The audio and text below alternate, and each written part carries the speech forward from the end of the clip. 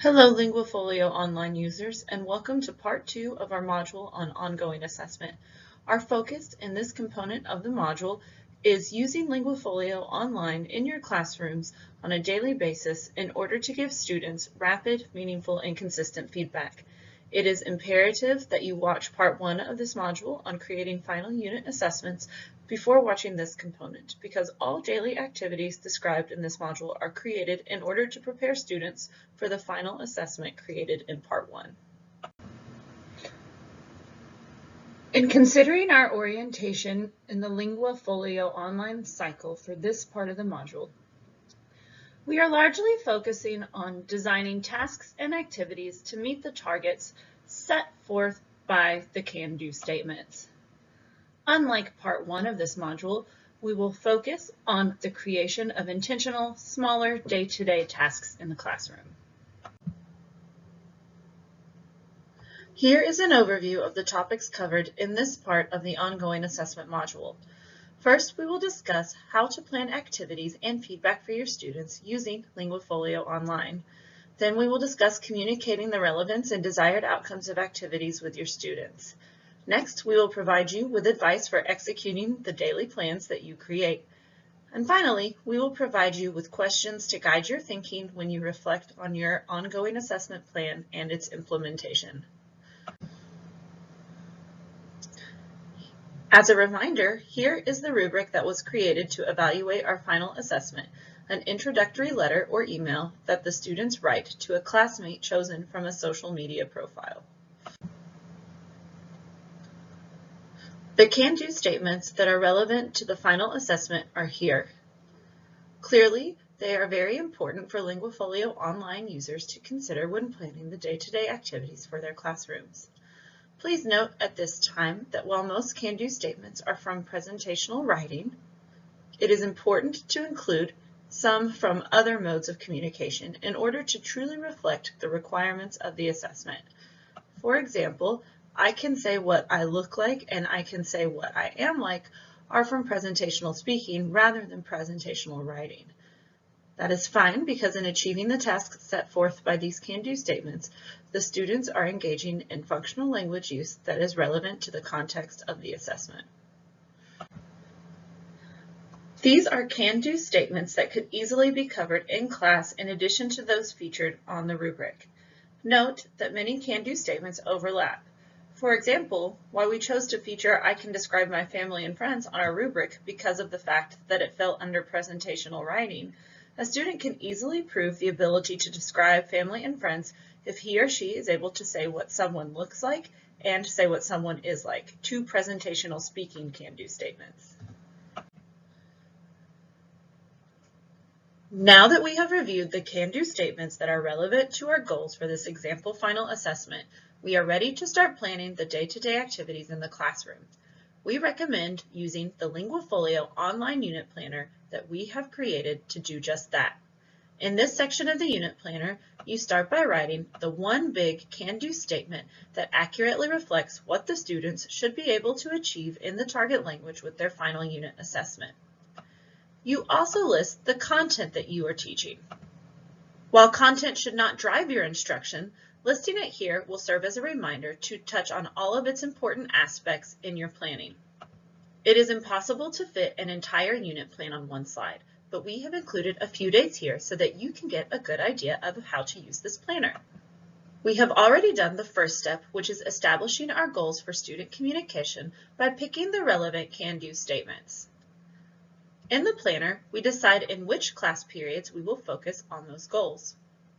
On the first day, note that I have two can-do statements from two different modes of communication. The second can-do statement is actually not reflected in the final unit assessment at all. Choosing to use it, however, is recommended because using can-do statements from varying modes of communication ensures that students interact with content in a variety of ways and increases the likelihood that they understand the content being taught.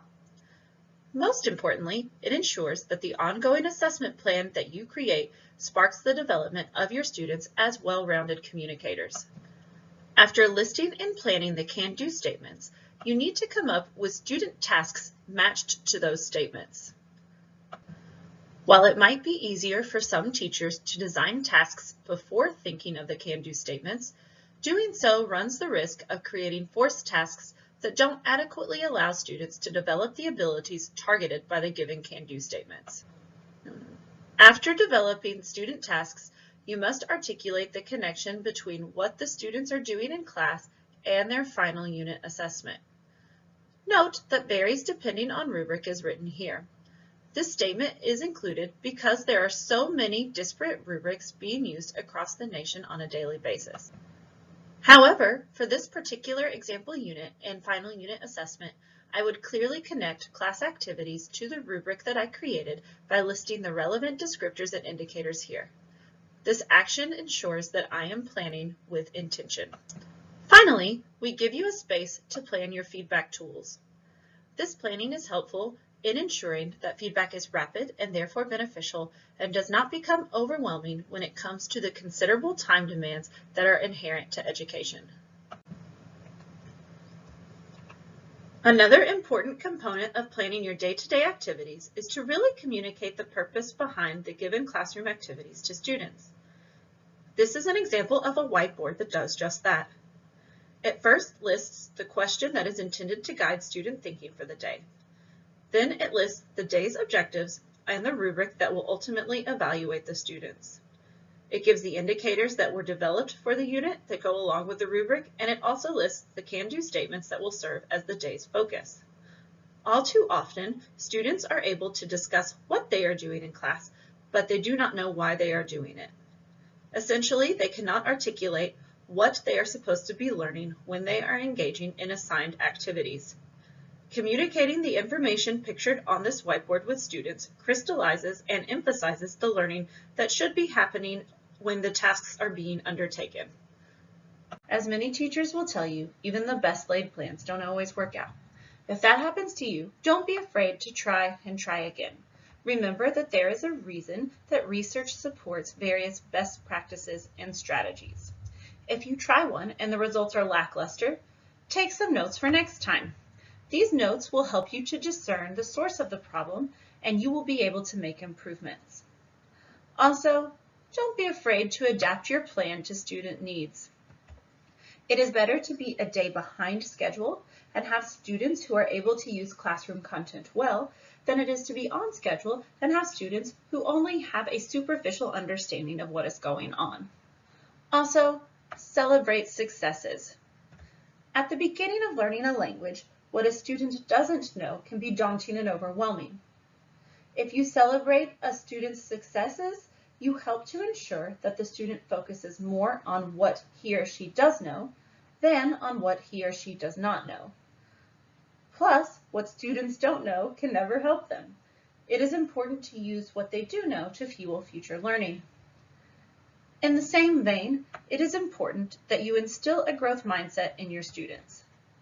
In doing so, you will have students who know that where they are tomorrow is more important than where they are today, and they will be able to build from their present knowledge. Conversely, students with a fixed mindset do not believe in the possibility of growth beyond a certain point and are typically unmotivated to move past that point. The very last step in crafting ongoing assessment for your students is to carve out time to reflect on the plan that you laid in place. The questions below are taken directly from the final section of the Linguafolio online unit planner. They are designed to help you think about assessment, the unit in general, and what improvements you would like to make for future iterations of a given unit of study. We have now reached the end of Part 2 of the ongoing assessment module for Linguafolio Online. This training module was funded by the U.S. Department of Education under grant number P229A14004. Contents do not necessarily represent the policy of the U.S. Department of Education nor imply endorsement by the federal government. If you have any questions, please do not hesitate to contact us at lfolio@uoregon.edu. Thank you.